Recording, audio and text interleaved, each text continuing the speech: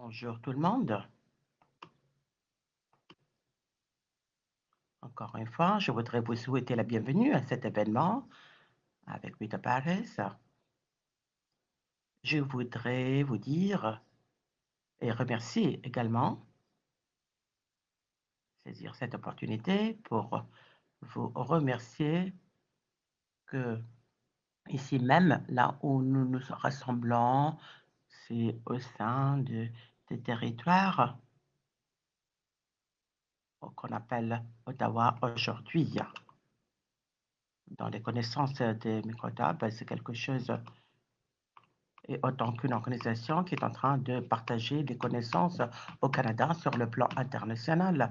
Ce remerciement veut dire qu'on est en train de rivaliser les connaissances des Autochtones, aussi bien que la science des Autochtones. Nos remerciements, donc on voudrait remercier l'histoire, aussi bien que l'expérience de la colonisation aussi. Nous savons que beaucoup de travail doit être fait, doit être continu sur la partie de la reconnaissance. Donc, et ceci fait partie de notre engagement pour pouvoir justement continuer à soutenir les Autochtones, aussi bien que leur culture. Nous savons également que nous sommes là aujourd'hui à cause donc pour les droits des LGBTQ en Amérique latine. Il y a beaucoup de défis auxquels ils sont confrontés. Et il y a également plusieurs réalisations qui ont été effectuées jusque-là. Nous avons des minants donc invités avec nous qui vont parler pas simplement des défis aussi bien que du succès qu'ils ont pu acquérir au sein de la communauté, aussi bien que des différentes réalisations. Nous savons également que plusieurs de ces réalisations qui ont été faites en Amérique latine, nous avons joué un rôle très important, mais il y a une faille très importante dans le cadre de la législation, aussi bien que la réalité sur le terrain, en ce qui concerne la population, aussi bien qu'au niveau local. Nous avons beaucoup de défis auxquels nous sommes confrontés, bien sûr. Il y a cette discrimination qui existe, aussi bien que la criminalisation, la marginalisation qui continue à être présente, pas simplement au niveau de la communauté d'une manière générale, mais aussi bien que au sein de leur propre communauté aussi d'une manière générale, que tout ceci semble être propagé au centre de leur famille aussi. Il y a beaucoup de réalités terribles aussi en ce qui concerne les déplacements forcés et un nombre accru, un nombre très important aussi qui est en train d'avoir Dieu. On est en train d'attendre, est-ce que l'audio reprenne? Nous avons perdu l'audio pendant un certain temps, ce qui veut dire qu'on est en train de considérer, de lutter contre cette criminalisation, principalement, pas simplement dans leur vie journalière, mais aussi d'une manière virtuelle. C'est un problème auquel nous sommes confrontés principalement d'une manière assez accrue, ce qui veut dire que c'est un cercle vicieux pour faire face à ce type de violence, aussi bien que ces discours aussi de haine qui sont en train d'encourager donc la division et contribuent principalement à l'acceptation aussi bien que la paralysation et la contribution de cette violence, l'acceptation de cette violence également dont je suis en train de parler. Donc, et tout ceci nous inquiète beaucoup, bien sûr, trans semblent être celles qui sont les plus impactées. Il y a un manque d'opportunités auxquelles ils sont confrontés, l'accès à la santé aussi. Donc, les personnes également ne peuvent pas avoir accès aux médicaments, ceux qui souffrent du sida, par exemple, ce qui veut dire que nous allons entendre tous ces cas aujourd'hui, nous allons parler de tous ces problèmes et on voudrait savoir ce qui s'est passé au sein de la population rurale, parce que nous entendons beaucoup parler de la population rurale. Qu'en est-il de leur propre cas maintenant? On va essayer d'entendre leur propre cas. Pourquoi? Parce que ils sont pas, ce n'est pas une population homogène en tant que telle. Il y a plusieurs cas qui existent, donc que ce soit des transgenres, ce n'est pas vraiment C'est pratiquement le même problème que ce soit, par exemple, pour les lesbiennes, aussi bien que pour les homosexuels. Et je voudrais dire, et aussi bien que pour les femmes autochtones, je voudrais vous dire que nous allons beaucoup parler de ceci aujourd'hui. Nous allons avoir beaucoup de témoignages, beaucoup de données qui sont là. Et c'est pour ça qu'on voudrait promouvoir les recherches dans ce sens. Et il va falloir parcourir justement ce passage de recherche, cet itinéraire, cette niche de recherche, ce chemin, ce cheminement d'une manière transversale afin d'avoir de meilleures données, principalement de cette manière. Ça va être facile pour nous de changer donc ces discours négatifs pour qu'ils deviennent des discours positifs.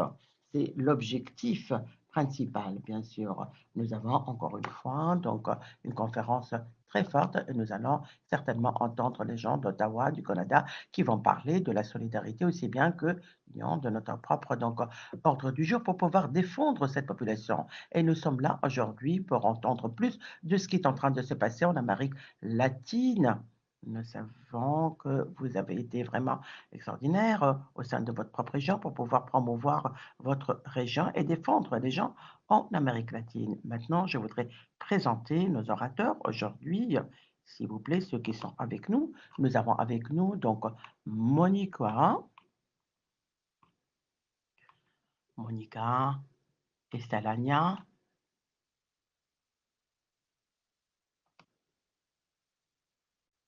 qui va elle vient de Cashpi, donc d'une résistance au Guatemala. Monica travaille au sein des droits humains, résistante Equita au Guatemala. Monica est une militante et défendeuse des droits humains qui a participé à des panels au niveau local, plateforme nationale, internationale pour donner de la visibilité à l'existence des corps et des luttes des peuples autochtones. Elle accompagne entre autres les victimes de violences sexuelles, les personnes vivant avec le VIH et les défendeurs des droits humains persécutés et les bilingues parlent espagnol ainsi que la langue maternelle maya. Donc, Uchi a reçu de nombreuses formations sur les droits humains. Monica est sa première femme. Manila Konita maintenant de... Maintenant, nous allons voir, il est également un membre de ce réseau et il est également donc, une figure politique qui est au sein de ce réseau de dignité sur le plan international et promouvoir. Qu'en est-il maintenant de Valentine, s'il vous plaît? Valentine donc, est une avocate féministe avec une mineuse de psychologie sociale de l'Université de Los Angeles. Elle fait partie de l'époque Paix et Justice transnationale de la Compagnie d'Iversa, une organisation non gouvernementale respectée qui défend les droits de la communauté, donc dans le rôle de Valencia, qui accompagne le processus de recherche de justice pour les femmes et les victimes LGBTQ de violences sexuelles et sexistes. Cela a impliqué le plaidoyer, la construction donc d'arguments technico-judiciaires et le contentieux stratégique pour le cas de persécution de genre devant la juridiction spéciale pour la paix en Colombie.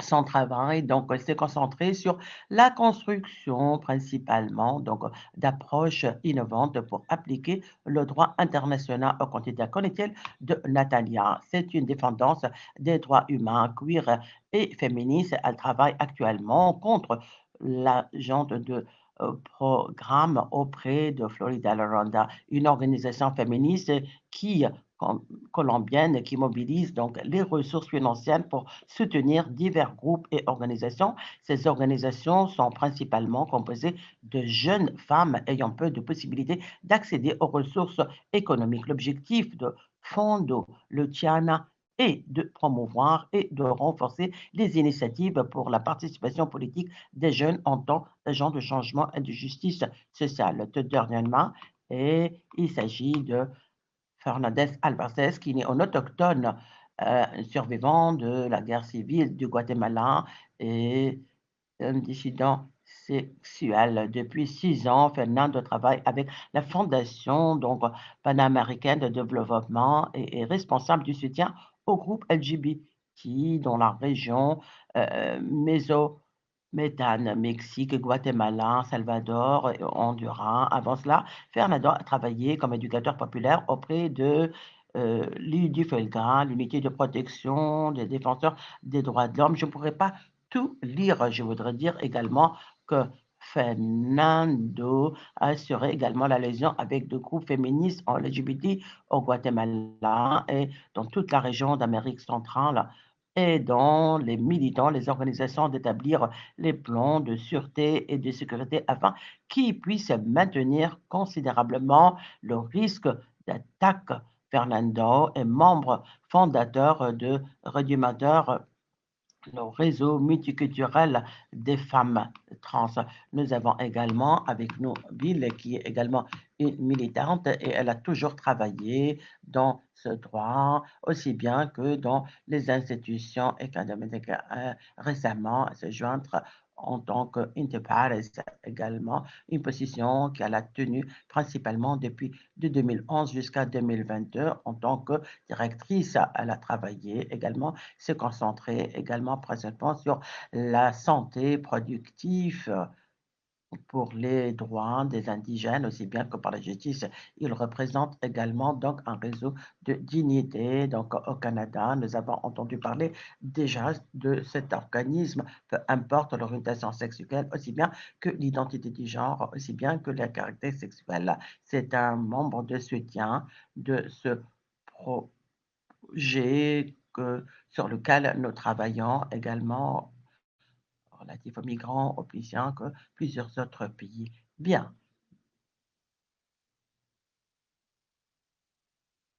maintenant je reprends la langue espagnole et nous allons reprendre donc toutes les questions que nous avons préparées aujourd'hui. Nous avons quelques moments pour pouvoir répondre à ces questions. Nous allons commencer par la toute première. Fernand, est-ce que vous pouvez nous dire, s'il vous plaît, comment est-ce que vous êtes devenu intéressé par ce sujet? Pourquoi est-ce que vous êtes impliqué dans ceci? Parlez-vous brièvement de votre organisation, de votre travail, de votre communauté, s'il vous plaît, pour qu'on puisse comprendre quelles ont été donc les réalisations les plus notables de votre organisation. Bonjour, bonjour tout le monde. Merci pour cette question, merci pour votre présence. Donc, mon nom est Fernando, et ce qui veut dire moustique. Et je vais commencer à parler et vous dire également qu'au sein de mon propre pays, nous avons donc 23 langues communautaires et j'en appartiens à un de ces langues-là. Et je travaille principalement pour la défense des droits humains. Ça peut être par option ou ça peut être également selon des conditions.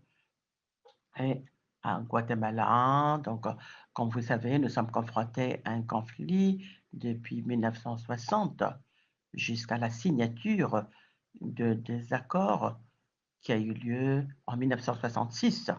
Et de ce fait, donc le taux de criminalité et d'atrocités qui sont commis contre la communauté des indigènes était organisé et a été commis, comme je l'ai dit, euh, donc, il y a la commission de vérité qui a mentionné que mon village a été détruit et mon père a été tué en 1980. Et il y a de cela 3 années déjà, mon père a été déclaré comme un martyr. Et il s'agit de la vérité qui a éclaté. Même si je ne suis pas catholique, je pense que c'est quelque chose qui est très important parce que le Vatican est en train d'admettre qu'il y a une violence politique à l'encontre des militants. Avec ma famille, nous sommes arrivés en ville, on était déplacés, bien évidemment, et là, j'ai ma propre question. Pourquoi est-ce que nous étions dans des villes? Pourquoi est-ce qu'on vivait là-bas? Comment est-ce que ceci a eu lieu? Et je pense que ces questions ont commencé à donner un certain sens pour mon travail à ce moment-là et que le fait que j'ai commencé à défendre les droits humains n'était pas assez. J'ai commencé à construire ma propre narration, ma propre histoire et j'ai réalisé également qu'il ne s'agit pas juste de moi. C'est ainsi que j'ai commencé à devenir impliqué pour la défense de l'identité sexuelle en tant que survivant. Merci beaucoup, Fernando, pour l'opportunité. je me considère moi-même comme un militant principalement pour la défense des droits humains et je suis indépendant, bien sûr. Je me considère comme un activiste indépendant.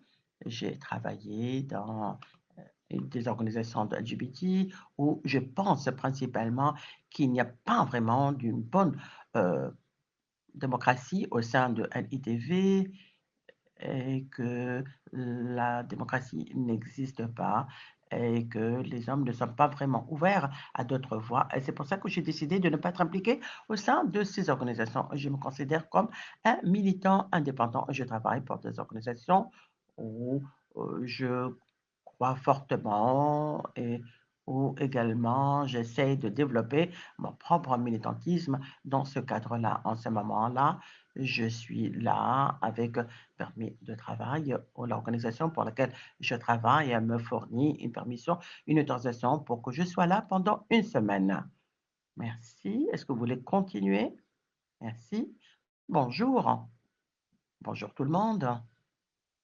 Je suis ravie d'être parmi vous, avec vous, pour partager donc ce que j'ai à parler avec tous ces gens très importants. J'étais née dans un petit village au centre de la Colombie. Je suis ravie d'être là avec des gens qui sont forts et puissants. C'est un village qui est très catholique, très religieux, donc c'est un environnement qui était vraiment assez conservateur, avec plusieurs églises autour, tenant compte du fait que c'était un endroit catholique. J'ai commencé à me battre et lutter contre les droits humains parce qu'en Colombie, donc la lutte sociale est très active et avec donc plusieurs mouvements qui sont en train d'exister. Donc j'ai lutté dans ce sens-là. Il y a la répression qui existe également. Et c'est quelque chose qui semble être réel et complexe. Et c'est ainsi que j'ai commencé à parcourir ce cheminement pour lutter contre les droits humains. Et ceci représente un des premiers espaces où je peux dire que je suis une queer en espagnol pour être très offensive dans certains contextes. On est en train de travailler pour essayer de démystifier, de changer ce concept. Je ne parle pas d'une manière publique et ne devrait pas avoir une raison, mais c'est le cas. Je ne parle pas de mon orientation pour vous appeler et vous représente donc un acte politique, le fait de se formuler de cette manière et de s'exprimer donc de cette manière. Là aussi, je fais partie d'un mouvement féminin où on est en train de défendre les droits pour les jeunes, donc trans women, et là aussi, donc les jeunes femmes et les trans women semblent avoir moins d'accès aux ressources, les trans femmes, et nous pensons que les jeunes femmes peuvent se battre, lutter contre cette atténuation sociale afin d'avoir un pays où on peut se sentir, ou que le racisme, on pourrait justement éradiquer le racisme aussi bien que la discrimination d'une manière générale. Merci. Merci, allez-y s'il vous plaît. Bonjour tout le monde. Donc, toutes personnes qui sont avec nous d'une manière virtuelle aussi. Monica était née dans un contexte de racisme, de discrimination, exclusion, aussi bien que manque de visibilité. Qu'est-ce qu'on veut dire par tout ceci? Monica a réalisé, donc d'une manière assez précoce, assez tôt aussi, que il n'y avait pas de visibilité en ce qui concerne notre propre existence dans le cadre de la population des indigènes, des autochtones. Et ceci a commencé ou a déclenché un processus de transformation pour essayer de créer et de s'affirmer. J'ai commencé donc à 13 ans déjà, il y a de cela 33 ans, et ça a commencé en 2014. C'est-à-dire que j'étais très jeune à l'époque, il y a de cela 32 ans, et je voudrais illustrer ceci dans le contexte de cet aspect donc sexiste. J'ai vraiment vécu dans un grenier C'est vraiment très important de voir comment est-ce que ces femmes ont expérimenté ceci. Et encore une fois, dans le cadre de cette violence, c'est ainsi que j'ai commencé à faire du plaidoyer d'une manière publique et de parler de ce sujet d'une manière publique. Ce qui veut dire, à partir de cette audience, je pourrais considérer, je pourrais voir également que ceci m'a impacté ces femmes qui ont été attaquées, bien évidemment, et leurs attaques sont fait de sorte qu'on fasse de sorte que Monica a commencé à se dire qu'il va falloir revendiquer ses propres droits et qu'il ne faudrait plus qu'il y ait une violence à notre rencontre. Et à partir de 2014, j'ai commencé ce processus de transformation dans plusieurs endroits, dans plusieurs espaces, dans différentes organisations également. Et c'est ainsi que j'ai réalisé que dans le cadre de la communauté, il y avait beaucoup de racisme.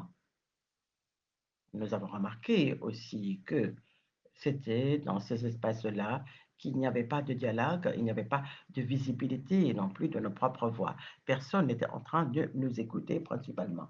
Et parfois, donc, notre lutte a été vraiment instrumentalisée principalement et nos histoires ont été également instrumentalisées principalement. Ce qui veut dire que c'était quelque chose que j'avais défié au Guatemala dans le cadre des organisations LGBTQ et nous avons vu comment est-ce que notre existence a été instrumentalisée et combien est-ce que les personnes étaient en train de parler en notre nom sans comprendre le contexte principalement. Et très souvent, il pourrait dire que tout semble être bon alors que clairement, il y avait ce racisme et ils étaient confrontés à des situations de racisme, de déplacement, aussi bien que situation économique était vraiment très pauvre qui nous a conduit à la violence dans certaines régions, dans certains domaines principalement.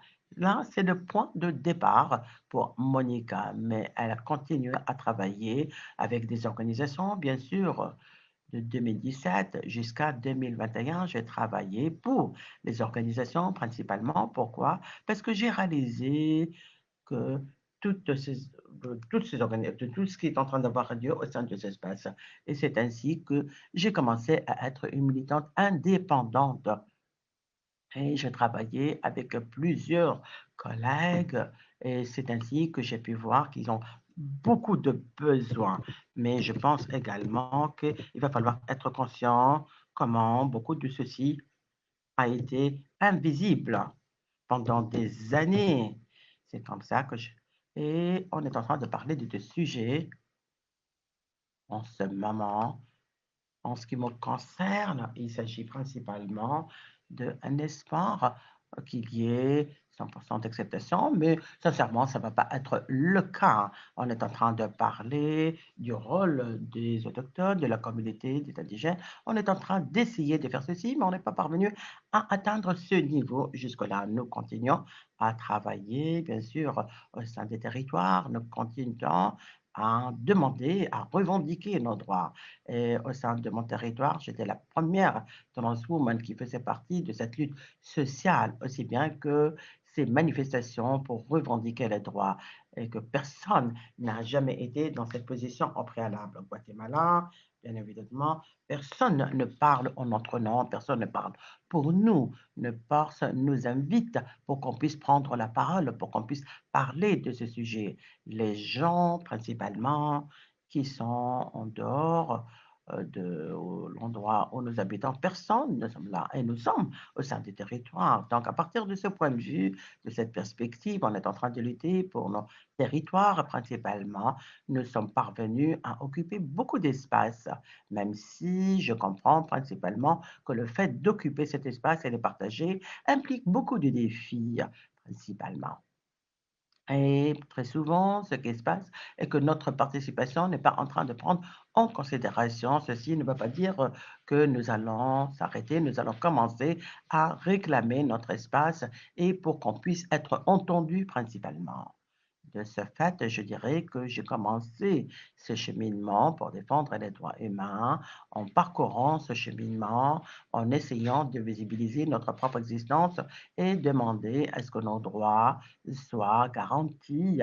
Pourquoi? Parce que ça a toujours été notre priorité et on voudrait plus avoir plus d'instrumentalisation de notre propre existence, parce que nous avons notre propre lutte et on voudrait que nous soyons visibles. On ne peut plus se permettre d'être invisible dans cette société patriarcale. Merci Monica.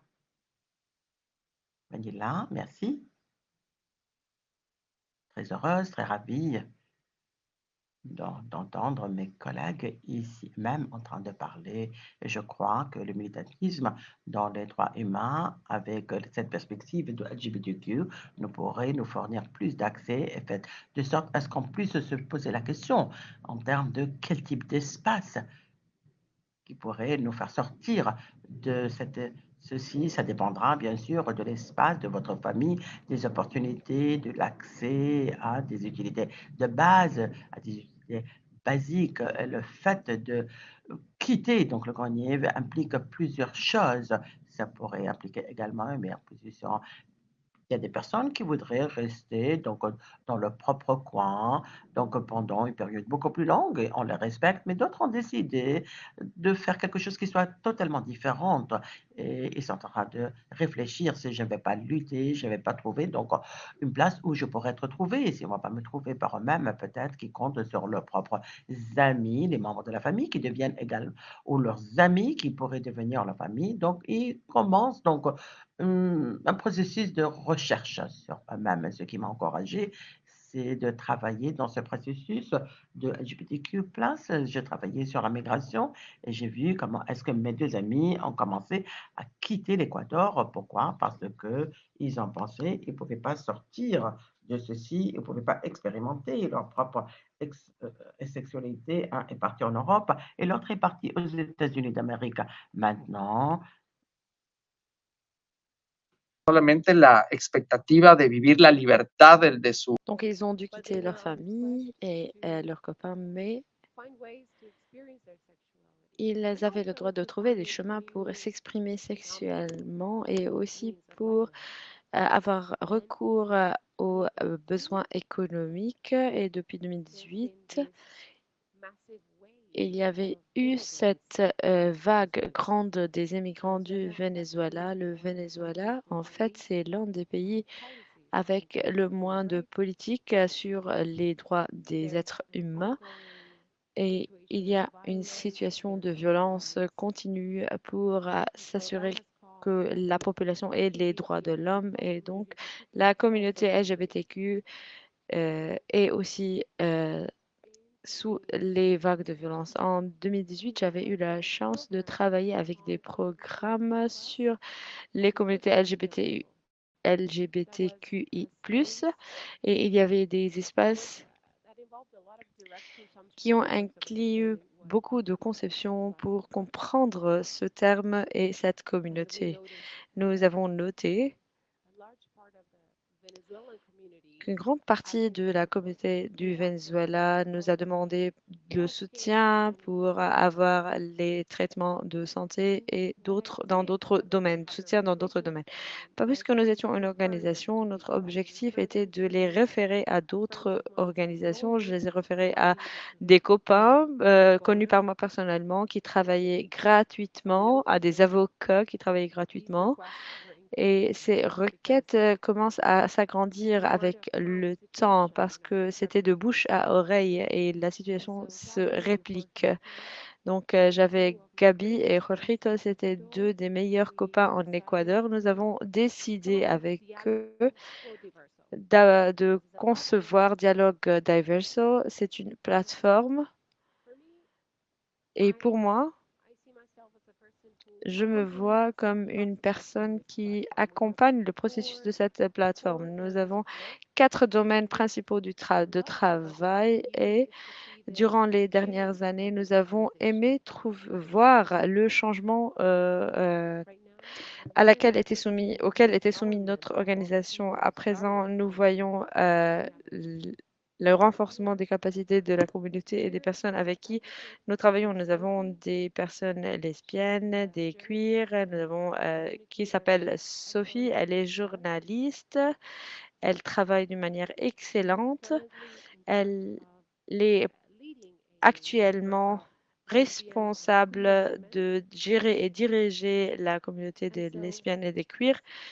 Et donc, cette organisation est une plateforme pour ces personnes qui veulent être des dirigeants des mouvements activisme. Et la plupart de ces réseaux sont menés par des personnes de la communauté LGBTQI.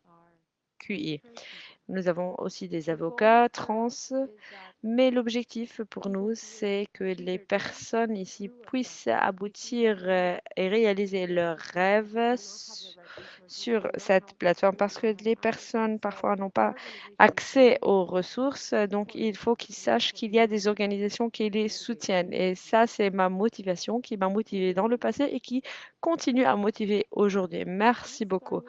Nous allons commencer aussi un autre tour de questions. Je voudrais savoir encore plus sur certaines thématiques et certaines questions. Bonjour, je m'appelle Valentina Parra. Je travaille dans l'équipe de la paix et la justice transitionnelle et je suis aujourd'hui nous travaillons sur ce chemin de la justice transformative et c'est un privilège pour moi, comme Fernando l'a dit tout au début. Nous avons deux choix et moi j'ai choisi d'être ici.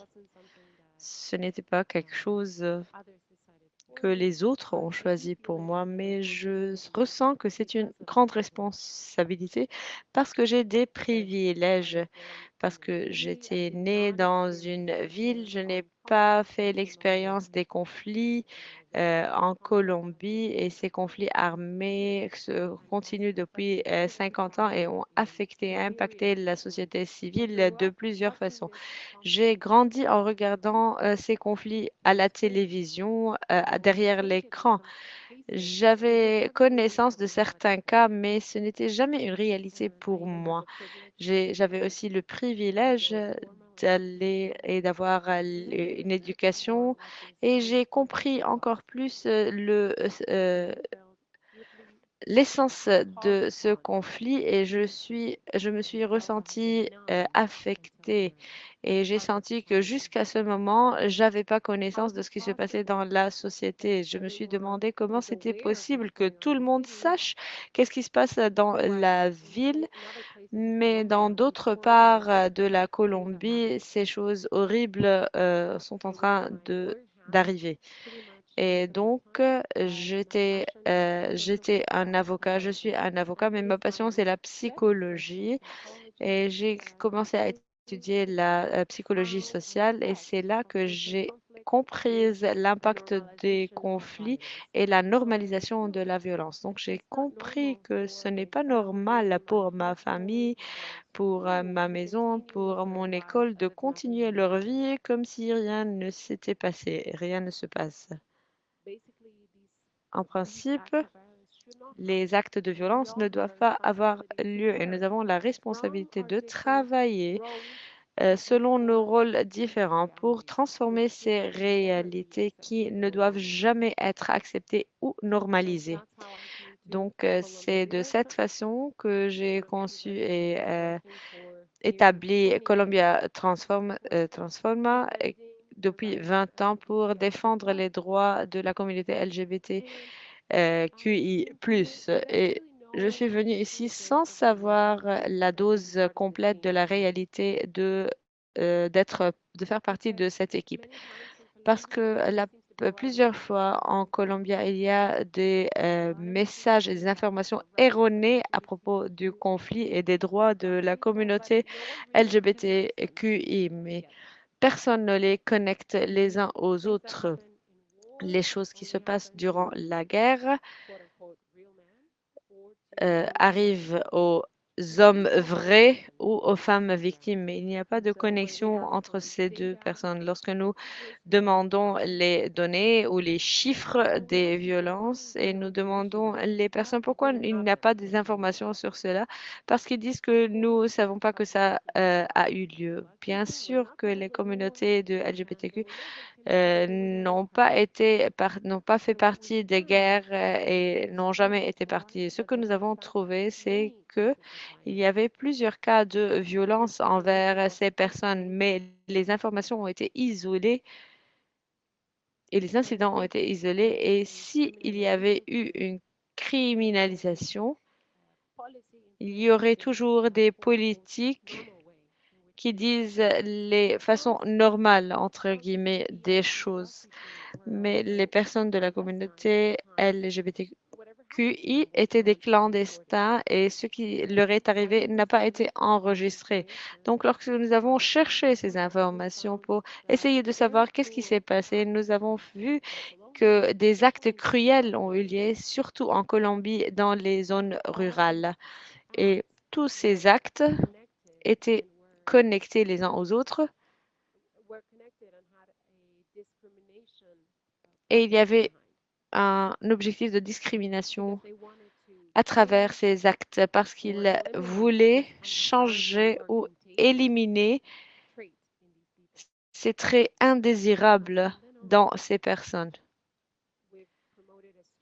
Donc, nous avons promu une stratégie qui se base sur la recherche, sur les méthodes stratégiques de mitigation et de réduction de ces tendances. Nous avons aussi travaillé avec les plaidoyants pour rendre l'impact de ces conflits armés visible. La plupart de ces personnes sont des agriculteurs, sont des personnes autochtones, sont des personnes de couleur noire et de race noire. Nous avons aussi essayé de trouver quelles sont les solutions, qu'est-ce qu'il faut faire pour transformer la société et changer la donne.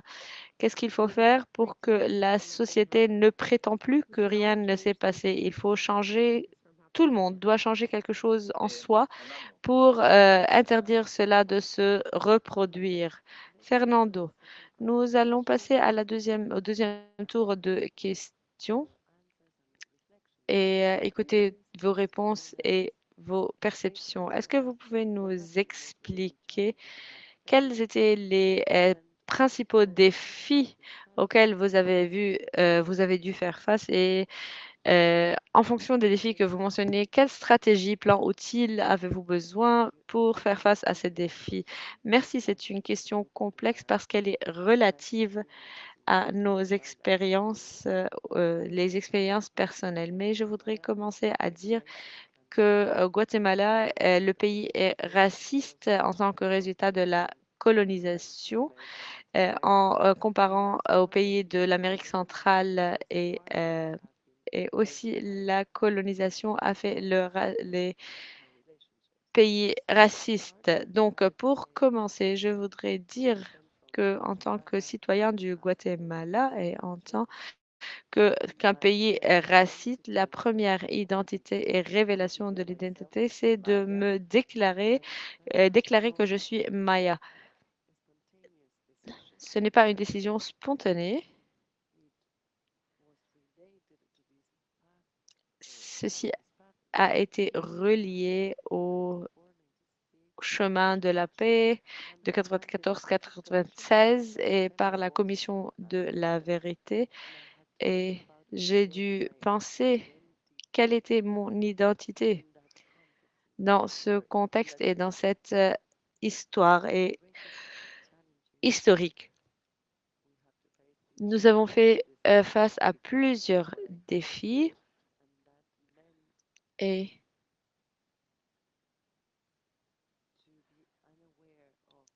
il a fallu connaître le contexte parce que moi, je ne savais pas certains territoires. J'ai vécu en déplacement et ceci est un grand défi, mais en même temps, cela nous donne de grandes possibilités d'agir parce que nous savons bien qu'il y a des personnes blanches, mais qui ne savent pas notre monde. Et cela, c'était une expérience d'apprentissage et il fallait que nous apprenions à propos de ces choses-là. J'ai été heureux de reconnaître plusieurs personnes et de rencontrer plusieurs personnes dans la cité et dans la ville et dans ma vie professionnelle, des personnes qui ont qui viennent de plusieurs endroits et qui soutiennent ma cause. Bill était une personne de ces personnes-là et il était il faisait partie de Réseau de dignité au Canada. C'était une plateforme que je connaissais pas au préalable, mais j'ai plus tard reconnu qu'il y a des personnes qui soutiennent ce chemin et ce travail. Dans notre travail, il y a beaucoup de continuité et malgré le fait que nous avons souffert du racisme et des processus raciaux et malgré le génocide, le Guatemala est un pays qui continue à être raciste envers les communautés autochtones et surtout aussi les communautés LGBTQI+. Je pense que les acronymes et les nominations causent la marginalisation des identités sexuelles et je ne pense pas que je serai confortable et représentée par ces acronymes et je préfère construire mon propre chemin. Merci Fernando. En revoyant votre présentation sur l'écran pour donner un contexte, je vous remercie de cette présentation. Monica, la parole est à vous. Oui, nous sommes en train de combattre dans plusieurs contextes et lutter selon plusieurs méthodes pour trouver. De mon contexte, il est très difficile, était très difficile. Nous avons fait face à plusieurs défis et pour combattre cela, il faut avoir la force et des fondations très fortes. Dans mon cas, c'était ma famille où ils m'ont accepté malgré le fait que j'ai grandi dans une famille illettrée. Nous avons dû faire face à des situations de faiblesse et malgré toutes ces choses-là, j'ai pas dû quitter ma famille et être en déplacement continu. Donc cela m'a beaucoup aidé de rester et de dire non, nous n'allons pas accepter d'être une communauté déplacée intérieurement ou dans d'autres pays parce que nous avons le droit d'être présents là-bas. Lorsque nous parlons de déplacement interne, cela affecte la situation où nous avons des personnes qui ne sont pas acceptées par leur famille ou leur communauté. C'est très difficile de faire face au déplacement parce que la solution, c'est de quitter l'endroit. Nous n'avons pas de choix, nous ne pouvons pas rester. Donc, c'est une lutte très forte dans notre communauté et très importante pour nous en tant que peuple aborigène et autochtone le fait d'accepter que ces personnes ont le droit de porter les habits qu'ils veulent et parler la langue qu'ils veulent, parfois cela mène à la discrimination et nous sommes dans un contexte très difficile et peu d'entre nous ont toléré cela ou tolèrent d'être présents ici parce que nous sommes nous sommes constamment réprimés. Nous ne pouvons pas vivre notre vie à plein, faire ce que nous voulons, vivre notre vie est toujours pleine de violence. Donc, je crois qu'il faut prendre en considération cette approche pour voir quels étaient nos défis et quels étaient les obstacles auxquels nous avons dû faire face. Merci.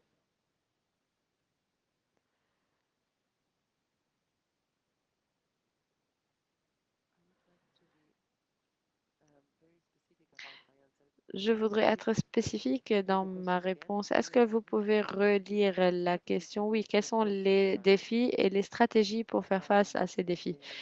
Bon, les défis sont les défis que nous sommes en train d'analyser et auxquels nous faisons face dans notre organisation Diverso.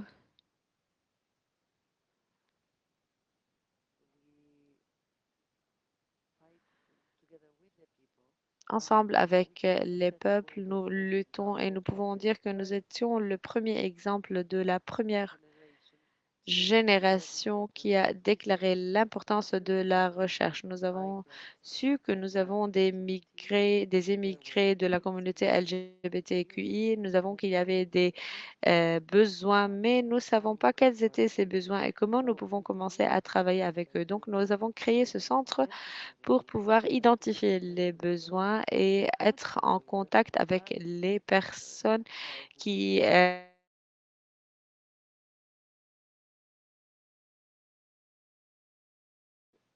donner ce soutien. Les personnes nous ont dit merci beaucoup, mais si je reçois, lorsque je suis allée pour avoir l'attention médicale ou les soins médicaux,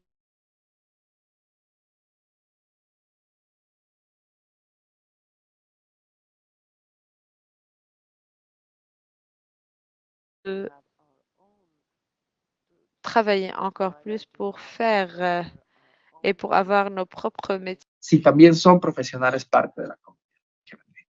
Entonces, el modelo como tal de diálogo diverso es un modelo totalmente constructivista, con muchos errores en el proceso, por supuesto que sí, que se fueron minimizando justamente desde esta mirada primero interseccional en la organización de la gente con la que atendemos. Y hemos encontrado ahí, amigo, dos desafíos que yo creo que son enormes. El primero, la gente desconoce sus derechos. Si la gente local mismo desconoce de sus derechos, la población migrante LGBT los desconoce mucho más. ¿Sí? Y ahí es importante cómo nosotros pensamos que la gente consume información. La mayoría se crea ahora a través de lo digital. El migrante caminante, si a duras penas alcanza a tener un teléfono, es demasiado. Ne peuvent recevoir des informations, ce qui veut dire qu'ils n'ont pas vraiment de téléphone, pas d'accès au téléphone, ce qui veut dire que nous avons organisé pour eux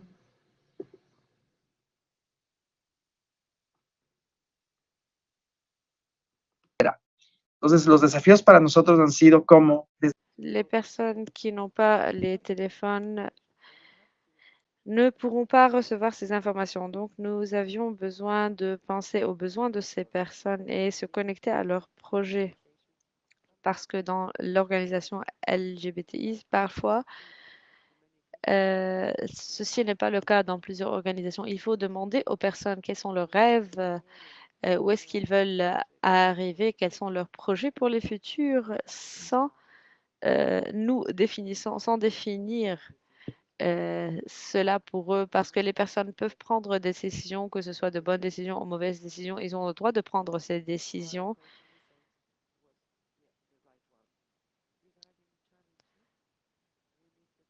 En ce qui concerne des défis, il faut penser à ces informations d'une manière systématique pour créer la transformation au niveau politique. En Équateur, c'est un bon pays en ce qui concerne les politiques publiques. Ces politiques n'ont pas de ressources. Nous n'avons pas des professionnels qui ont l'entraînement et la formation nécessaires. Donc, nous sommes en train de perdre le temps. Ce que je veux dire que les personnes n'obtiennent pas ce dont ils ont besoin.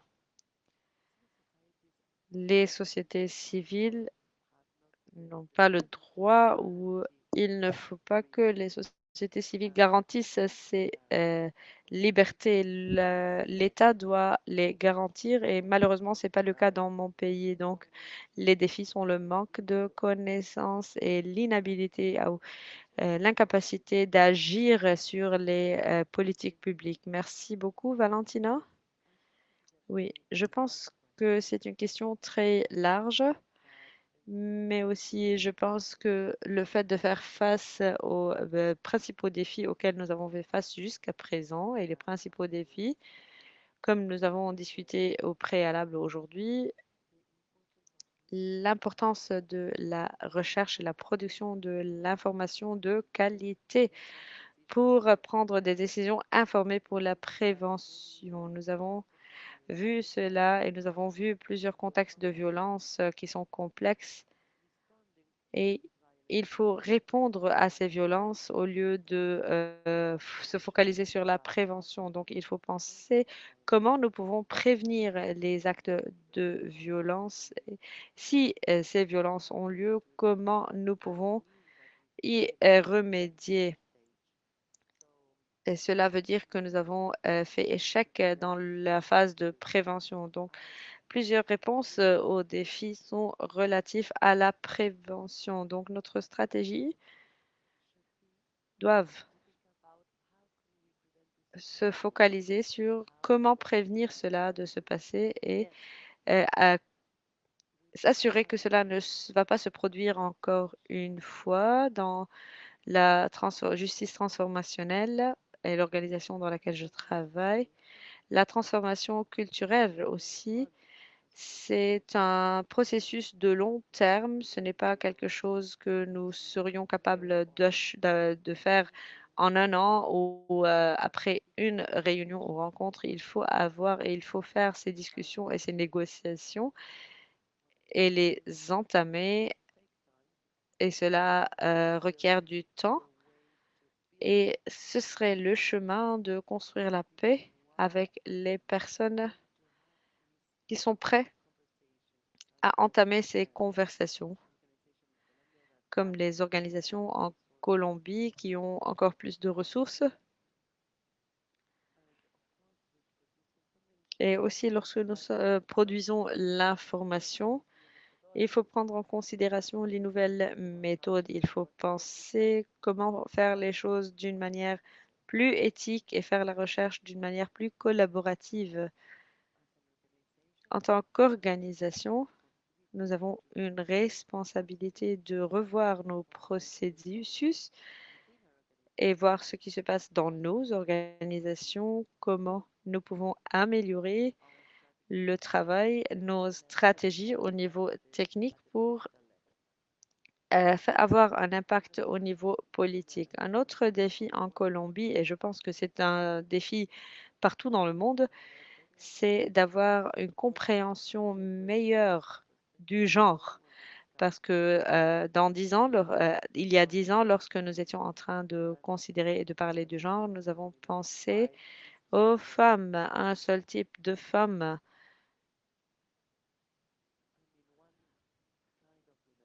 Un type de femme. Et je pense que l'amélioration des droits de reproduction et ces aspects interliés nous aident pour penser à de différentes approches sans diviser les personnes et les mettre dans des boîtes différentes. En réalité, c'est un concept flexible. Nous sommes des êtres humains complexes et cela se passe de plusieurs façons. Nous ne pouvons pas être catégorisés d'une manière inflexible. Il faut prendre en considération la complexité de l'être humain en tant que tel et de l'existence humaine. Et je pense que ces classifications parfois sont artificielles et qui ne contribuent pas au processus de paix. Le processus de construction de paix, je pense que c'est très important et ce processus est essentiel que nous avons été capables de visualiser en Colombie, mais le conflit n'est pas encore terminé.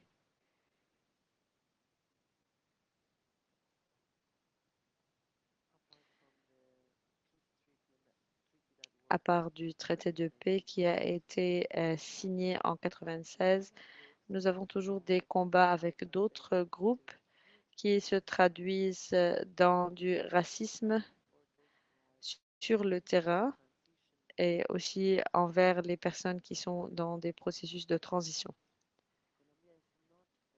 La Colombie n'est pas un endroit sain et sécurisé pour les personnes différentes et aussi elle forme encore plus de dangers pour les personnes qui défendent les communautés LGBTQI+,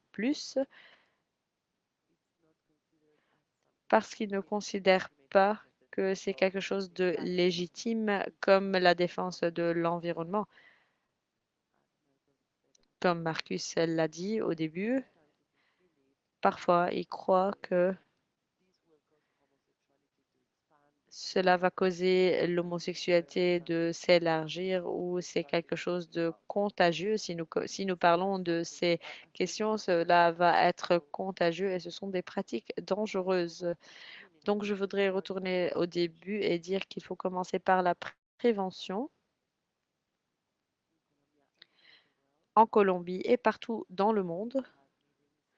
Nous avons convenu des rencontres avec des collègues de partout du monde et nous avions tous les mêmes questions. Qu'est-ce que nous pouvons faire pour défendre les droits de l'homme dans les contextes de crise et de conflit? Nous avons parlé de ces questions interliées et ces approches interliées et interdisciplinaires et aussi l'importance de défendre les leaders LGBTQI, les personnes qui vivent dans des endroits abandonnés par l'État.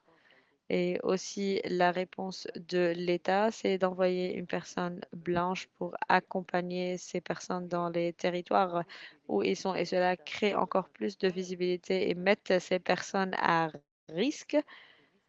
Et ça fait partie de la compréhension erronée de la cause de ces choses-là. Et cela fait part des conflits.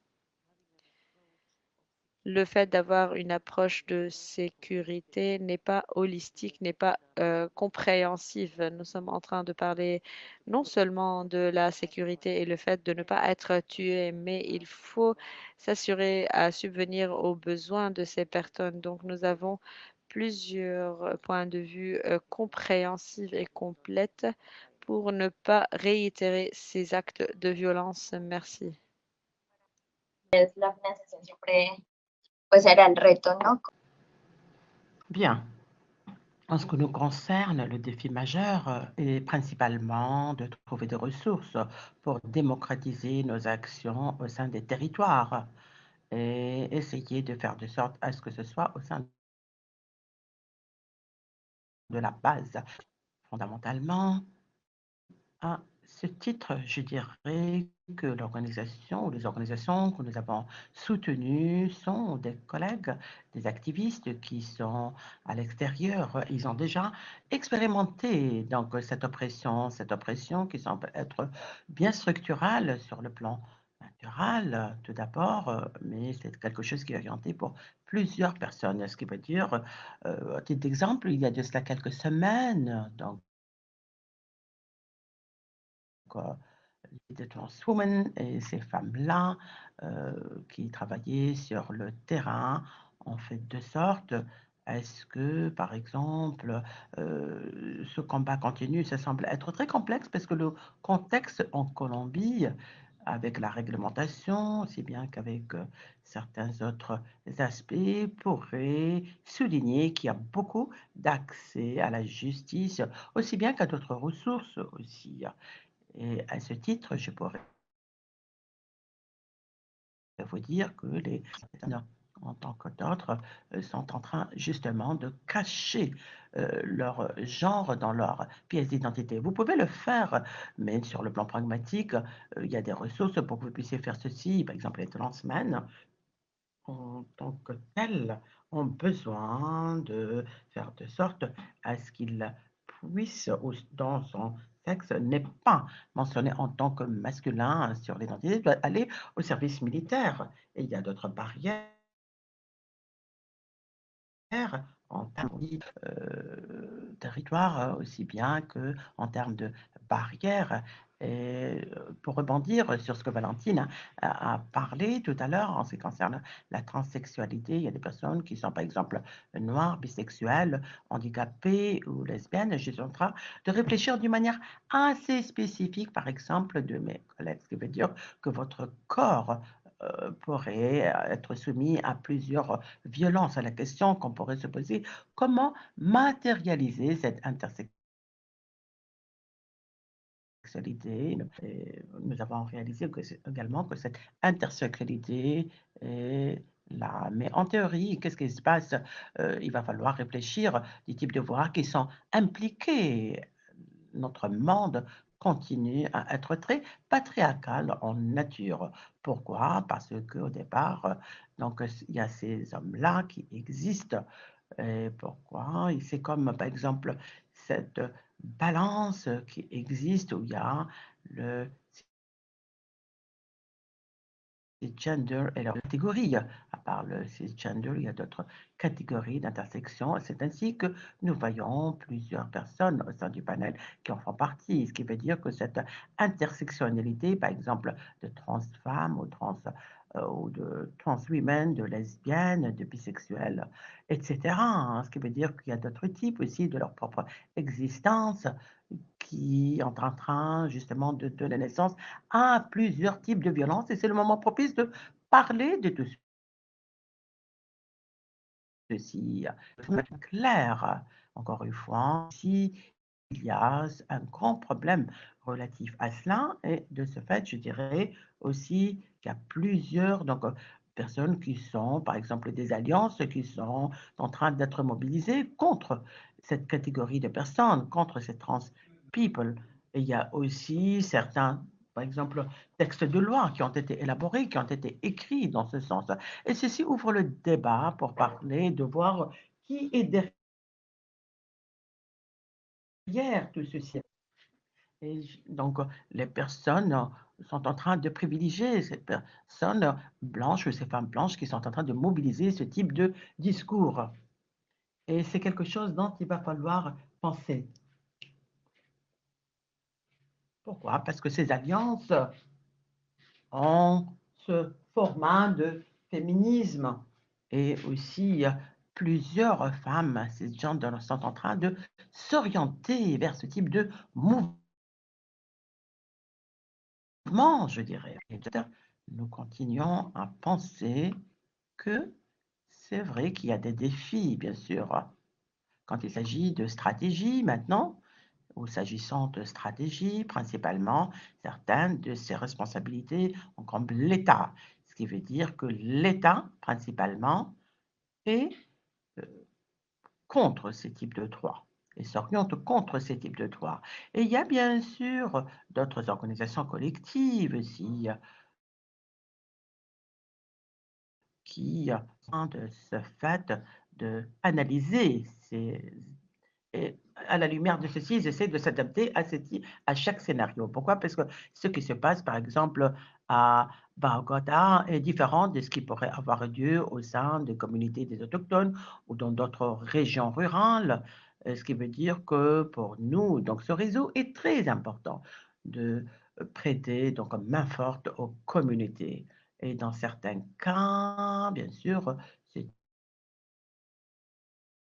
type, il y a certains cas où, par exemple, les femmes qui sont en train de chercher des alliés ou sont en train de considérer d'avoir des alliés. Ceci représente un exemple comment est-ce que Care Network fonctionne. Et juste pour vous donner quelques idées, pour qu'on puisse y réfléchir un peu, quand on est en train de réfléchir sur ce plan, quand on est en train de considérer ce fond, c'est essayer de prévenir ce le militantisme et qu'en faire l'activisme ou le militantisme semble être très complexe. Et là aussi, les gens semblent être très actifs. Et le fait de dignifier le militantisme fait partie de notre propre mission. Et ainsi, nos collègues qui sont au sein de ce territoire continuent à travailler sur ce cheminement pour pouvoir défendre les droits humains. De la même manière, je dirais que vous devez dédier du temps pour essayer de des fruits de votre propre lutte, de votre propre camp. Ici représente encore une fois donc une bataille politique pour qu'on puisse comprendre notre réalité qui fait partie de ce contexte et comment est-ce qu'on pourrait retourner au sein de la communauté pour qu'ils puissent justement essayer de profiter de ceci et essayer d'utiliser leurs connaissances pour leurs propres avantages. Merci Natalia pour avoir soulevé ce problème fort important et que vous avez, dont vous devez profiter. Ça semble être très pertinent. Maintenant, nous allons aller à la prochaine partie de questions, tenant compte de la contrainte du temps, et nous allons essayer de résumer maintenant un peu. Selon vous, quelles ont été les réalisations les plus notables de votre organisation ces dernières années pour faire progresser les droits des personnes LGBTQ, pour les plus pertinentes auxquelles vous avez dû faire face?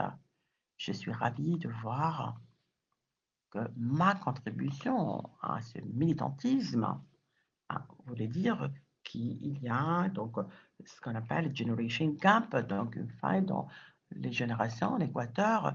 Il y avait beaucoup de luttes en termes d'avoir accès à ce type de fonds LGBT, et il y a plusieurs personnes qui étaient vraiment invisibles. Mais de nos jours, je suis en train de continuer, qui est en train fossé générationnel.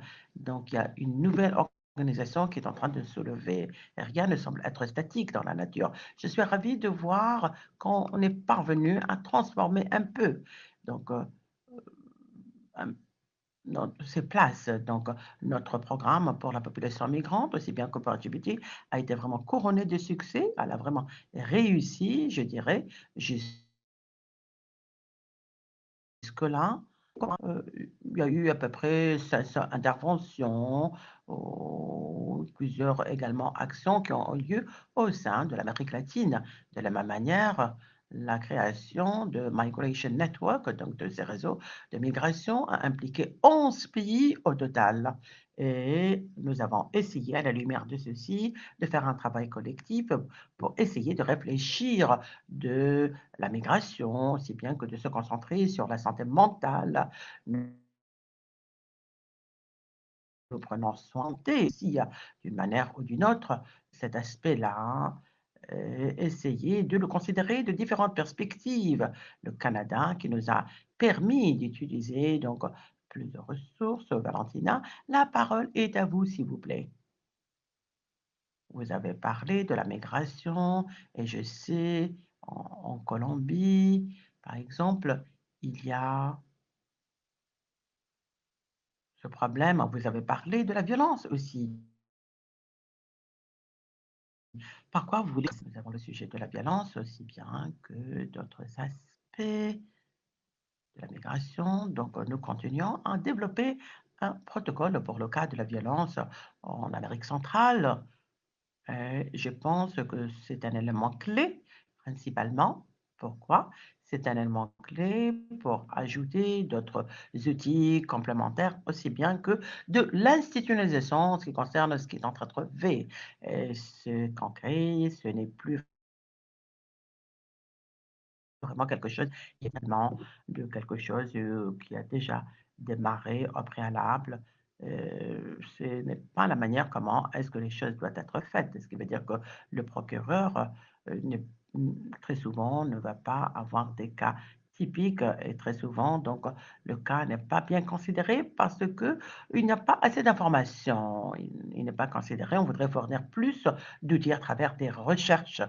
Et c'est ainsi qu'il pourrait y avoir une hypothèse pour faire de l'investigation et que sur la base de ceci, on peut se prononcer. Pourquoi? Parce que si quelqu'un est en train de nous parler de son propre cas, on ne voudrait pas que cette personne doive prouver une discrimination ou justification contre eux. On voudrait au contraire que cette personne, ou alors on voudrait que le paradigme puisse changer un peu. C'est notre principal souci. Et c'est ainsi que ce processus d'investigation doit avoir lieu. Encore une fois, je pense que c'est dans le cadre de ce type de processus, ce type d'échange, ces espaces des échanges tels que ceci, où on peut apprendre de l'un et de l'autre, où il y a cet encouragement. Et ces échanges pourraient que nourrir tout le monde et encourager tout le monde. Et bien sûr que ces réalisations dans cette justice transitionnelle, par exemple, où ce processus en Colombie a fait de sorte, tout d'abord, à ce qu'il puisse avoir une reconnaissance pour, et pour tout ce qui a trait au tribunal aussi. Et nous savons également que nommer les choses semble être très importante. Quand les gens sont poursuivis en justice, par exemple, et ce pouvoir de formuler et de dire que quelque chose est en train d'avoir lieu, c'est substantiel, c'est crucial. Donc, il y a eu beaucoup d'impunité sur le plan historique. Il y a de cela 20, 30 années de cela, depuis le conflit armé a commencé. Et comme je l'ai dit tout à l'heure, ce n'est pas normal.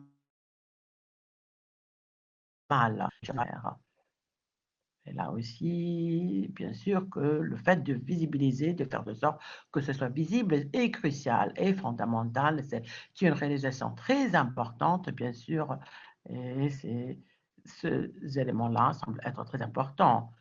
Donc, par exemple, ces réalisations qui sont faites tous les jours est très importante. Donc, Trans Woman est reconnue en tant que victime, par exemple. Et là, à ce titre, je dirais ce qui doit être fait au préalable, on disait que comment est-ce que vous pouvez être une mère et être une trans woman en même temps? C'est vraiment impossible. Et vous allez, le fait que vous soyez, par exemple, une femme, ça peut représenter, par exemple, un problème. Pourquoi? Parce que le fait d'être transsexuel, ça veut dire que votre fils pourrait être un homosexuel ou alors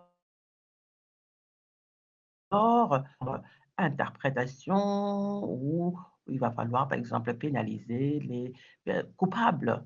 Maintenant, le défi, c'est le travail de réparation qui doit être effectué. Et nous espérons pouvoir arriver à une restauration, essayer de réparer, qui va au-delà des dégâts qui ont été infligés pour les victimes. Natalia, vous avez la parole. Merci. Donc, au préalable, ce qui s'est passé. Organizaciones LGBTIQ+, este año. Nous avons soutenu beaucoup de projets et des organisations qui se reconnaissent et qui déclarent qu'ils sont des organisations des communautés LGBTQI+. Et il est très important de souligner qu'en tant qu'organisation, malgré le fait qu'ils ne se reconnaissent pas en tant qu'organisation des LGBTQI+, il y a d'autres personnes trans, bisexuelles et lesbiennes qui luttent, qui ont leur propre lutte et combat.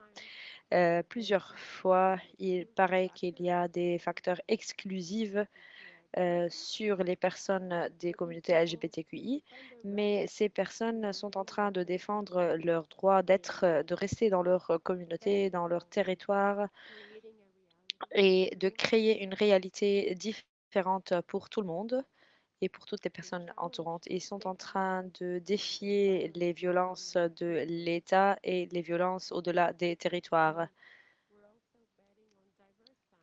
Et aussi les familles diverses en essayant de partir et de quitter les perspectives hégémoniques des mamans, des mères, des pères et des enfants. Donc, c'est ce que nous sommes en train de combattre, c'est de visibiliser d'autres manières de devenir une famille. Et il y a d'autres programmes et c'est de trouver des mouvements qui soutiennent les activistes.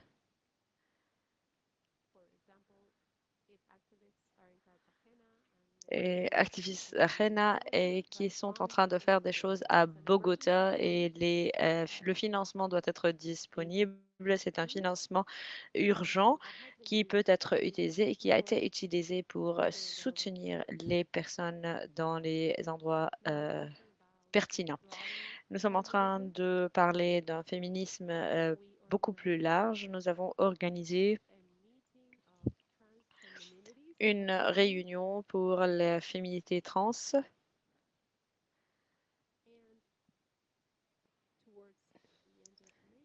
Et jusqu'à la fin de mai, En fin de mai, nous avons organisé la première rencontre nationale des hommes trans pour la masculinité trans.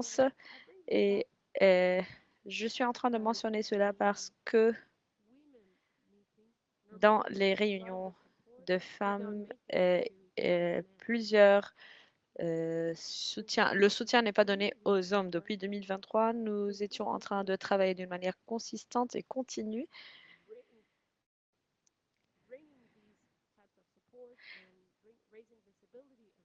donner et offrir ce soutien et amener la visibilité à cette thématique et cette question. Donc, c'est disponible pour toutes les personnes trans dans toute leur diversité, sans prendre, malgré leur nom.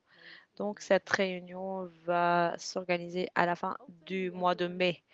Aussi, nous avons entamé plusieurs processus desquels nous ne parlons pas beaucoup de fois, mais c'est des processus transformationnels pour nous intérieurement dans l'organisation. Et c'est ce que je peux dire de nos aboutissements et de nos réussites. Fernando, est-ce que vous pouvez répéter la question? Parlez-nous des aboutissements et des réussites que vous avez fait. Euh, Peut-être que je ne vais pas parler des aboutissements, mais je voudrais reconnaître les luttes pour la diversité sexuelle parce que c'est une lutte raciale et c'est une lutte pour avoir des privilèges.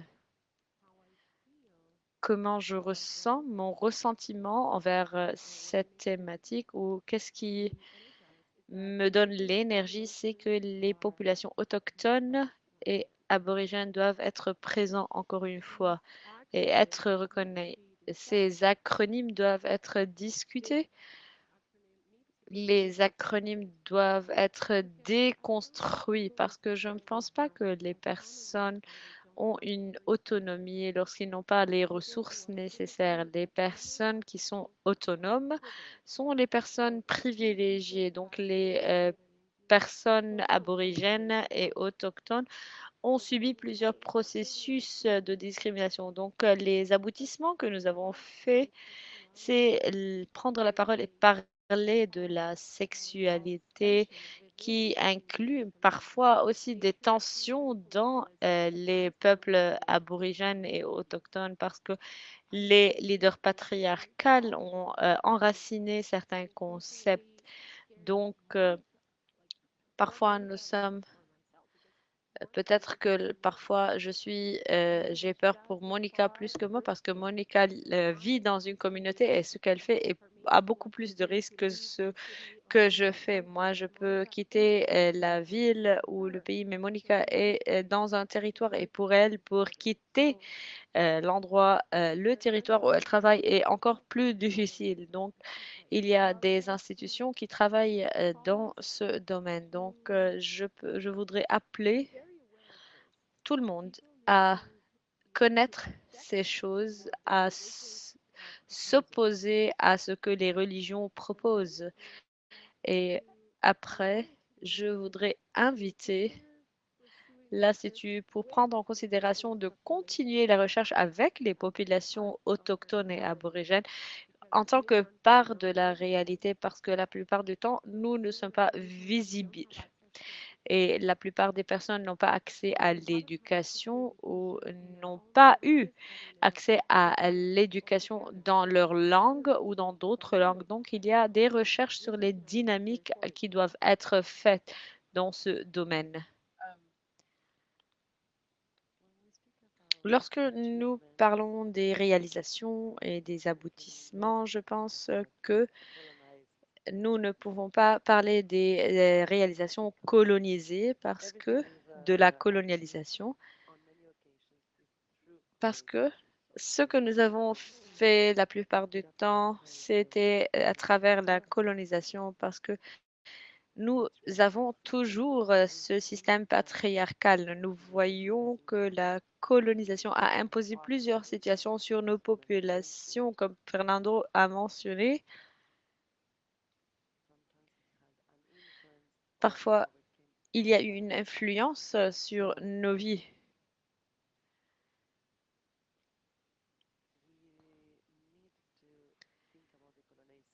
Donc, il faut penser à la colonisation lorsque nous parlons des réalisations. Et je pense que le fait que nous sommes en train de lutter dans nos territoires pour nos droits, c'est très important dans le contexte racial dans lequel nous vivons. Et donc, nous pouvons voir comment la colonisation est toujours présente dans les mouvements sociaux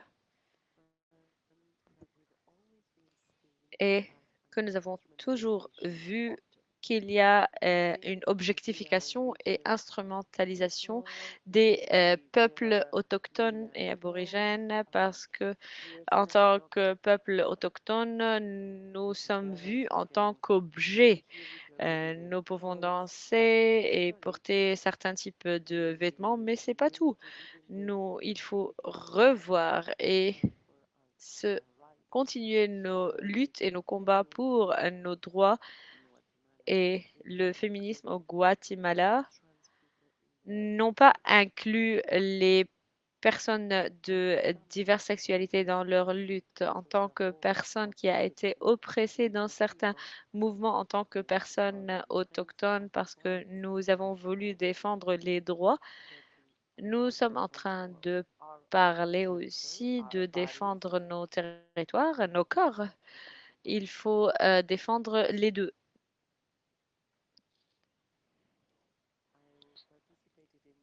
J'ai participé à des mouvements qui sont focalisés encore plus sur les peuples autochtones parce que nous avons voulu décoloniser plusieurs aspects de nos luttes et nos combats. Donc, ce que nous avons vu dans le contexte de ces luttes, des attaques des femmes féministes. Donc, il y a plusieurs situations dans lesquelles et durant lesquelles il n'y a pas de visibilité pour les personnes comme moi et nous ne sommes pas écoutés aussi. Donc, il faut continuer le débat. Il faut prendre en considération les points de vue des personnes qui sont dans le territoire et nous ne pouvons pas normaliser beaucoup de situations qui sont normalement acceptées.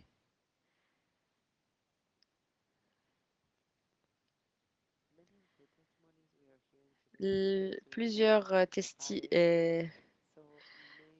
choses que nous avons écoutées aujourd'hui de Interparis, peut-être Interpares, vous voulez partager quelques idées? Les témoignages, votre témoignage est important en tant qu'organisation et quelqu'un qui soutient cette cause et cette question. Merci Marcos, merci pour votre invitation, merci pour le CRDI. Après avoir écouté les témoignages de ces personnes, je suis impressionnée de votre courage et de leur courage et les défis auxquels ils ont dû faire face. Nous sommes toujours en train de célébrer les réalisations, les aboutissements et je suis très heureuse d'écouter ces réalisations parce que nous soutenons ces personnes. Lorsque Fernando a décrit son histoire, d'où il vient du Guatemala. Moi, j'étais au Guatemala lorsque le père de Fernando a été tué. J'étais une étudiante. J'ai étudié de septembre à décembre durant le dictateur. Sous le pouvoir du dictateur, c'était des temps terribles au Guatemala. Je suis rentrée au Canada et avec quelques amis, nous avons commencé un mouvement de solidarité avec l'Amérique latine à ce moment-là et nous remercions certaines femmes lesbiennes qui m'ont aidé à sortir et à déclarer mon identité dans les années 80. Ce n'était pas très facile à faire.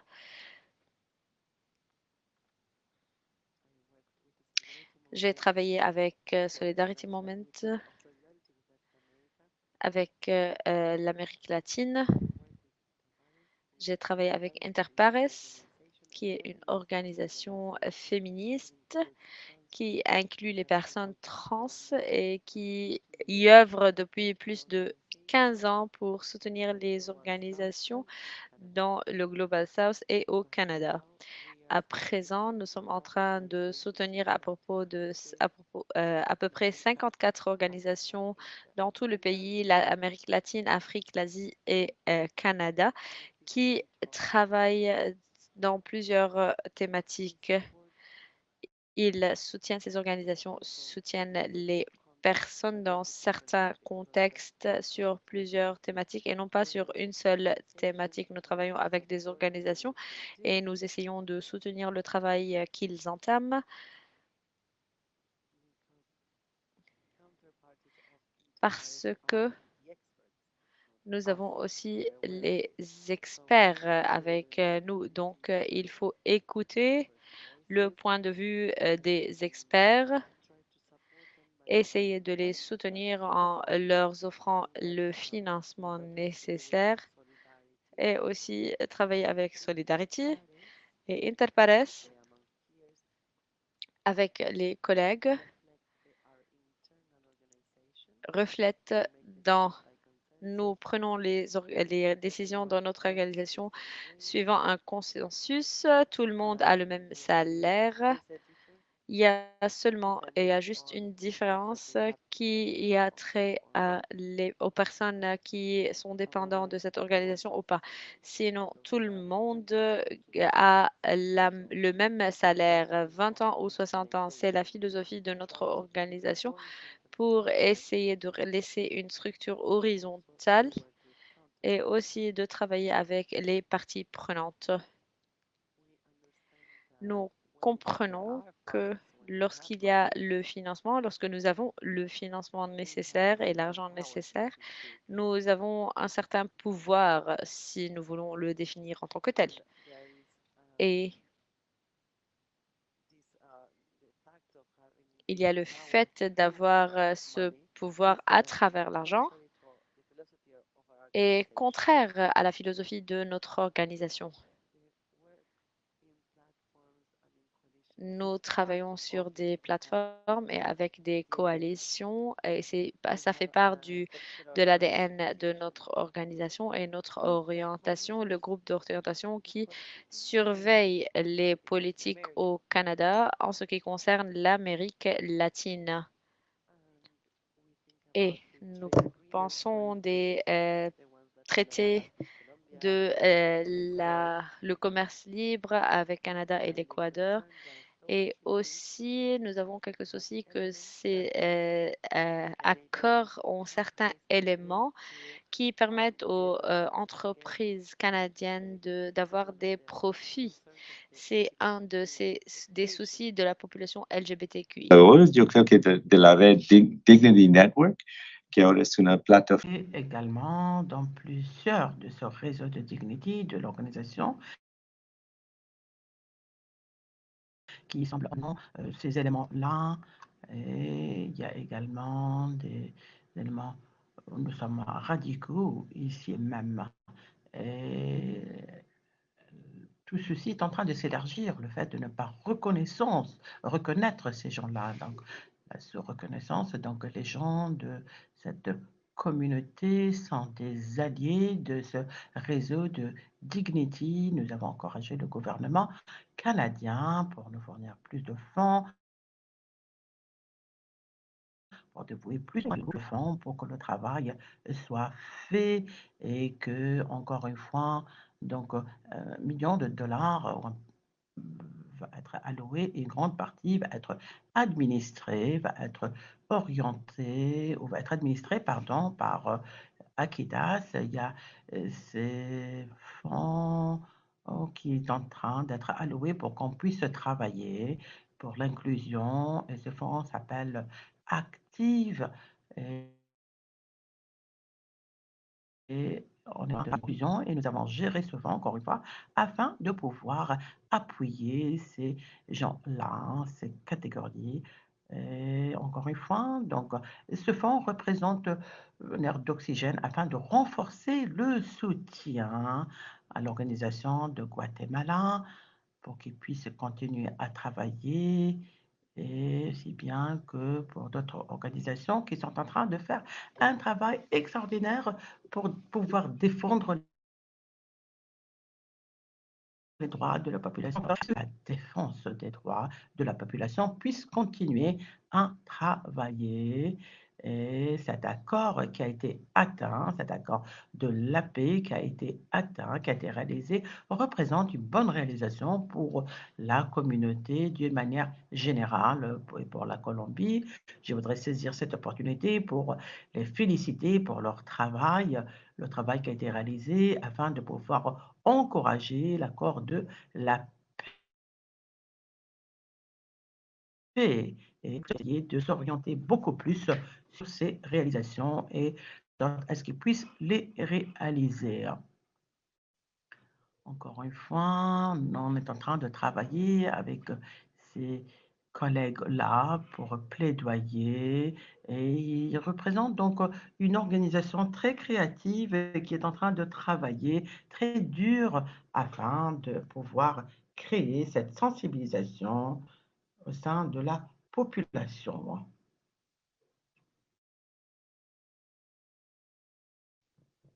Être très importante au sein de la communauté et la population. Beaucoup a été dit jusque-là, beaucoup a été formulé. Malheureusement, nous n'avons pas beaucoup de temps à cause de la contrainte du temps. Je voudrais saisir cette opportunité pour vous remercier pour les recommandations, pour les connaissances que vous avez pu partager. Je respecte beaucoup votre travail, votre résilience au sein de vos propres territoires respectifs aussi. Et puis le travail qui est effectué pour les réalisations qui ont été faites également, le fait de travailler en partenariat aussi beaucoup aidé entre différents pairs. Merci encore une fois à vous tous. Merci pour votre contribution. Merci pour vos efforts. Donc, je vous souhaite un bon retour chez vous. Merci encore.